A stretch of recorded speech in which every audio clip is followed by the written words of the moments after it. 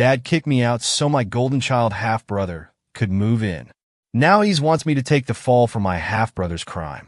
So, I agreed and planned a secret shocking surprise for them in court. 20M. This all started a year ago when my father decided I was no longer welcome at home. I remember that conversation vividly.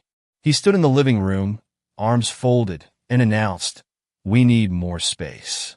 Your half-brother is moving in, and you've got to find someplace else." He said it so casually, as if kicking his oldest son to the curb was no big deal. I just started a community college program, working weekends at a hardware store. I asked why. He shrugged and said my half-brother, his golden child, deserved a comfortable home more than I did. I was stunned, but I left quietly, determined not to show him how hurt I was. My half-brother, 19M, was always the favorite. He got the new gadgets, the parental praise, the easy excuses for bad grades or lazy behavior. Meanwhile, I was expected to stand on my own. Eventually, I moved on, got a slightly better job, rented a small apartment, and tried not to dwell on the betrayal. Then came the call 2 weeks ago. My father's voice sounded nervous. "We need your help." He explained that my half-brother had gotten into legal trouble, serious trouble.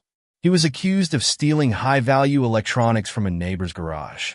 The police had evidence, security footage, partial fingerprints, even text messages planning the theft. My father pleaded, "If you take the blame, just say it was you borrowing items. We'll hire a fancy lawyer and get you off with a slap on the wrist. Your half-brother can't have a criminal record. It'll ruin his future."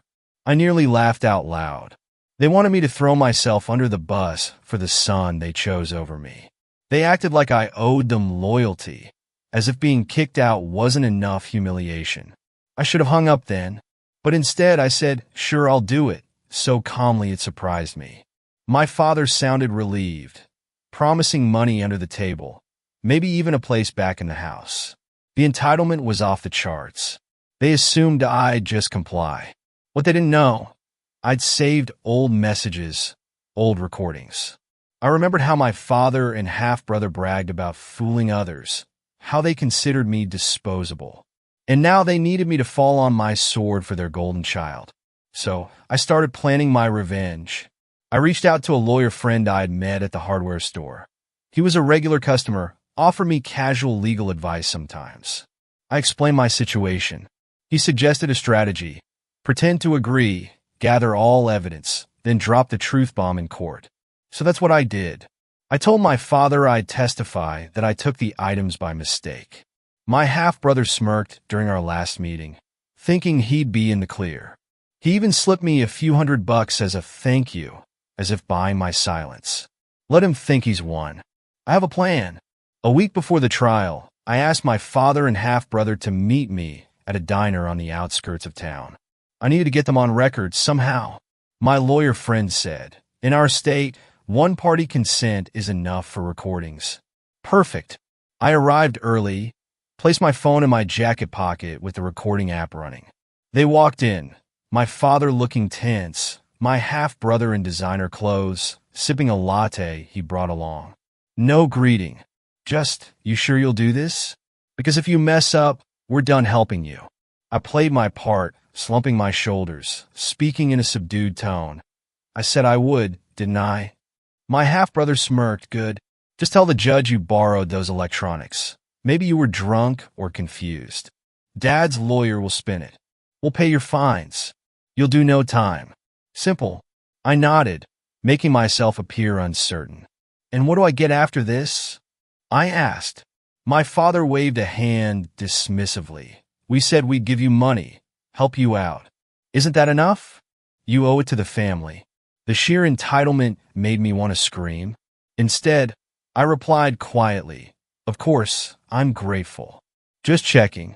My half-brother rolled his eyes. "Don't mess this up." They left, believing I was fully on board. My phone recorded every word. Now I had them admitting they wanted me to take the fall. I had them admitting the stolen goods were in my half-brother's room. Yes, he'd bragged about how he hid them. Idiots. They gave me exactly what I needed. The trial date approached. My father's fancy lawyer tried to contact me. coaching me on my testimony. I played dumb, nodding along as he said, "Remember, you took them, no one else. Keep the story simple." I asked innocently, "But what if the prosecution asks about my half-brother?" He scoffed. He had nothing to do with it. Just stick to the script. More evidence of collusion. My lawyer friend helped me submit the recorded evidence to the prosecutor just before the trial. The prosecutor's eyes widened, impressed by the clarity. "We'll play this in court," she said. "This will bury them." I nodded, feeling a mix of satisfaction and anxiety. I was exposing my own family, but they deserved it. On the day of the hearing, I walked into the courtroom. My father and half-brother sat behind their defense table, looking smug. Their lawyer greeted me with a wink, as if we shared a secret. The judge called the session to order, and the prosecution began questioning witnesses. When my turn came, I stepped onto the stand, took a deep breath, and prepared to deliver the performance of a lifetime. "Do you admit to taking the electronics?" the prosecutor asked. I paused dramatically, glanced at my father and half-brother's expectant faces, then said, "Actually, I have a confession. I didn't take anything, but I do know who did." Gas in the courtroom. My father's face went pale. The show had begun. The defense lawyer jumped up. "Objection." The judge overruled it, wanting to hear my testimony. I explained calmly. I was approached by my father and half-brother to lie in court, to claim responsibility for a crime I didn't commit. I saw my half-brother's jaw drop. My father shook his head vehemently. But I continued. "They offered me money and other favors if I'd take the blame, sparing my half-brother from a criminal record." The prosecutor nodded, signaling me to present the evidence. I handed over the memory stick with the recorded diner conversation. The prosecutor played it aloud for everyone to hear. My father's voice crackled through the speakers, instructing me to lie. My half-brother's sneering tone, demanding I take the fall. The courtroom fell silent, tension thick. The judge's brow furrowed. The jury looked appalled. My father's lawyer tried damage control, accusing me of entrapment, but the judge reminded him that in our state, one-party consent recording is legal, and I had every right to protect myself. Besides, this wasn't a sting operation set up by the police, just me gathering proof of being coerced. My half-brother's face turned red, then white. He muttered something to his lawyer, who looked panicked. The prosecution hammered the point home. "So, you were kicked out of your home so your half-brother could live comfortably, and now they wanted you to risk a criminal record for him?" I nodded. "Yes, that's correct." The judge asked if I had more evidence. I mentioned the phone calls, the coach testimony. The prosecutor introduced my lawyer friend as a witness to the communications I'd received from their lawyer. He testified about overhearing certain hints without breaking attorney-client privilege from my side, because I was never a client of that lawyer, just the victim of their scheme. It looked bad, very bad for my father and half-brother. The defense tried a desperate tactic, claiming I fabricated everything.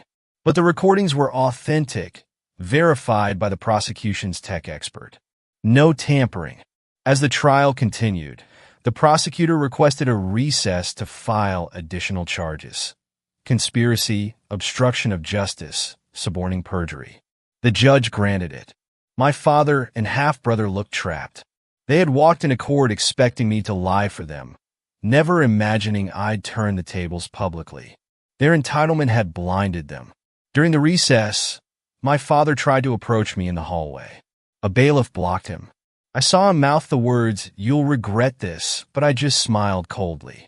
My half-brother slumped in a corner, defeated. They gambled on my obedience and lost spectacularly. When the session resumed, the prosecutor laid out the new charges. The defense lawyer stammered, asking for a continuance. The judge agreed, but with my father and half-brother now facing arrest for their roles in trying to frame me. The original theft charge against my half-brother was strong enough, but now it would be nearly impossible for him to escape punishment. They had no scapegoat left. In the following days, arrest warrants were issued for both my father and half-brother on charges related to witness tampering and conspiracy. The stolen electronics case was still pending, But with the newfound credibility I had as a truthful witness, the prosecution could easily link the crime back to my half-brother. Their entitled plan dependent on me had backfired completely. I saw my father one more time at a brief hearing to formalize the charges. He tried to plead with me through the courtroom glass, mouthing apologies and begging forgiveness. My half-brother stood beside him, glaring as if it were all my fault. The irony was delicious.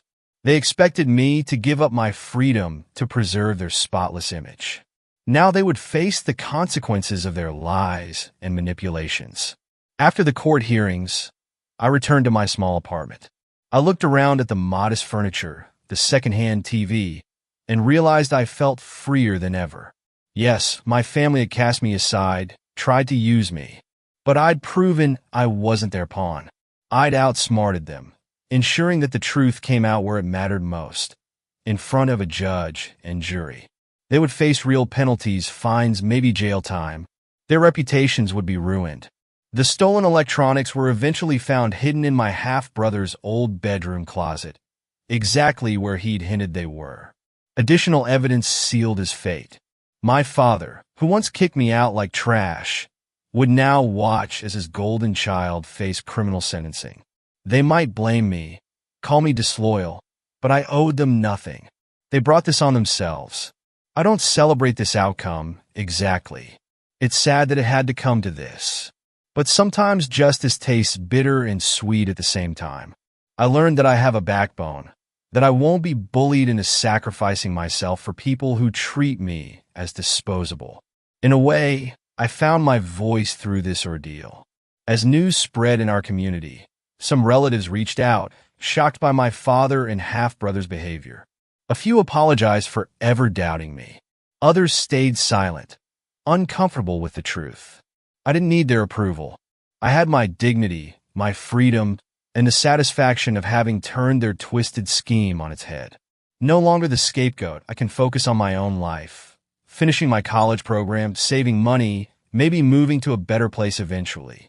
The memory of that courtroom scene, the moment the recording played, will linger in my mind as a reminder that standing up for myself was worth the risk. If watching Entitled Schemers crash and burn lights your fire, hit that subscribe button. Trust me, I've got more stories up my sleeve.